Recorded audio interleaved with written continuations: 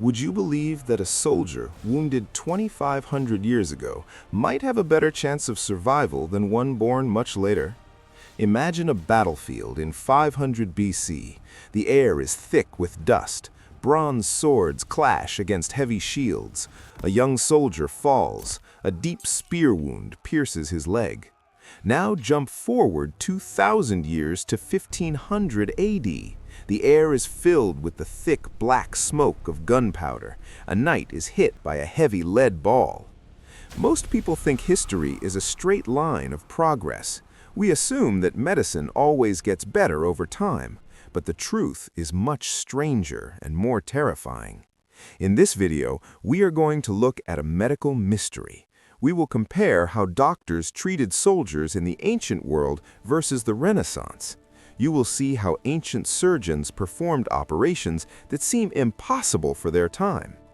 We will explore the tools they used and the survival rates of their patients. You might be shocked to find out who was actually more advanced. Make sure you stay with us until the very end.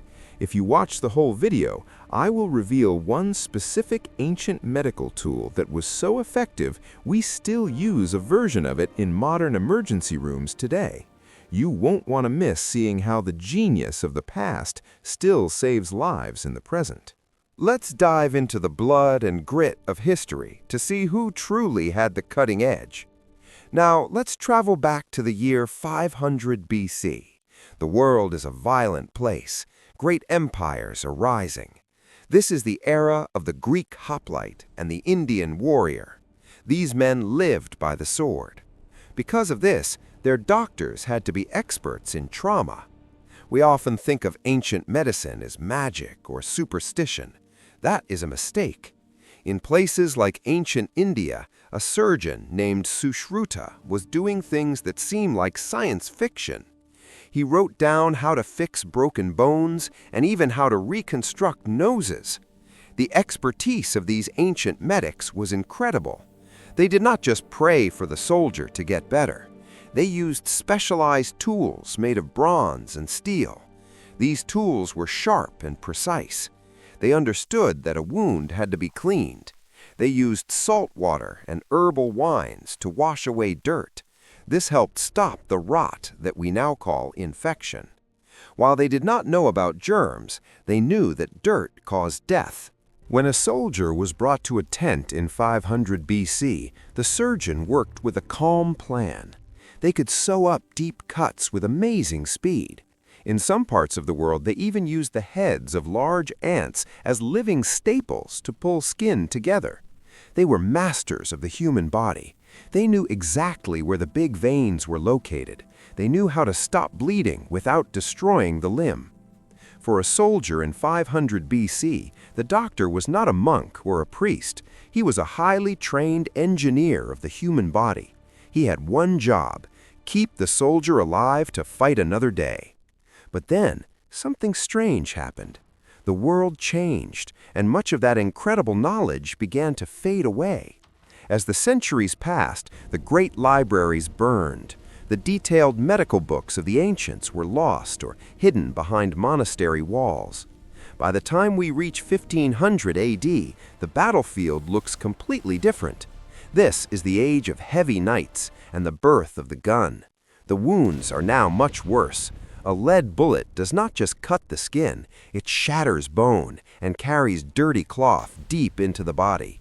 The doctors of 1500 AD faced a nightmare. They were often called barber-surgeons. This was because the same man who cut your hair also cut off your limbs. They did not have the ancient books to guide them. Instead of cleaning a wound with careful precision, they often turned to panic and fire. They believed that gunpowder was poisonous. To cure the poison, they did something horrific. They poured boiling oil directly into open wounds. Imagine being a soldier lying in the mud. You have already survived a battle. Now your doctor approaches with a pot of bubbling oil. The pain was beyond words. These surgeons did not understand the need for a clean environment like the ancients did. They wore blood-stained robes and used the same tools on every man. They thought that thick yellow pus was a sign of healing. In reality, it was a sign of a deadly infection. While the 1500s had better armor and bigger ships, their medical skill had taken a massive step backward. To understand why 500 BC was so impressive, we have to look at how they handled a deep gut wound. In the ancient world, surgeons were surprisingly bold. They would actually open the abdomen to repair the intestines. To close these internal leaks, they used a living staple. They would hold a large forest ant to the wound. When the ant bit down to close the gap, the surgeon would snip off the ant's body. The head stayed behind, clamped tight. This was a natural, sterile way to stitch a human body. They also used honey on bandages. Today, we know honey is a powerful natural killer of bacteria. Now, compare that to a soldier in 1500 AD with the same injury. The surgeon back then was terrified of the gut.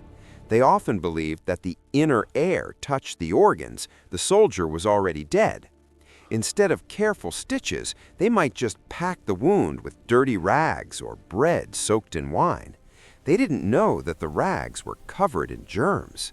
While the ancient surgeon was using nature's tools to keep things clean, the Renaissance surgeon was accidentally making the infection worse. The survival rates tell a shocking story. In 500 BC, if you survived the initial blow, your chances of walking away were decent. The doctors focused on the body's ability to knit itself back together. In 1500 AD, the treatment was often more lethal than the injury. The introduction of heavy metal tools and hot oil created a death trap for the common soldier. It proves that having new technology, like guns, doesn't mean you have better expertise. The ancients were masters of biology, while the later doctors were still guessing in the dark. So why did we lose this incredible knowledge? It was a mix of war, religion, and the death of great cities. In 500 BC, medicine was a science passed down from teacher to student. By 1500 AD, it had become a trade. The barber-surgeons were brave, but they lacked the deep anatomical training of the ancients. They were trying to solve new, violent problems with old, messy ideas. The 500 BC surgeon looked at a body like a map. The 1500 AD surgeon looked at it like a broken piece of wood that needed to be patched up. This history teaches us a huge lesson. Progress is not always a straight line. Sometimes humans forget more than they learn. The soldiers of the ancient world were lucky to have surgeons who valued cleanliness and precision. Those early doctors proved that you don't need a computer or a microscope to be a genius. You just need to observe nature and respect the human body. Now, I promised to tell you about that ancient tool we still use today. That tool is the hemostat, or the surgical clamp. While the 1500 AD doctors were still trying to burn wounds shut with hot iron, surgeons in 500 BC were already using metal clamps to pinch blood vessels shut. They knew that stopping the blood was the key to saving the life. Today, every single operating room in the world uses a version of that same ancient tool. Next time you think the past was just dark and dirty, remember the ancient surgeon. They were saving lives with expert precision, while the rest of the world was still in the shadows. We have reached the end of our journey through time. It is clear that being modern doesn't always mean being better. The soldiers of 500 BC lived in a world of incredible medical skill. Their surgeons used the power of nature and sharp, clean tools to save lives. They treated the human body with a level of respect that disappeared for over 1,000 years. When the smoke of the 1500s arrived, that wisdom was replaced by fear and boiling oil.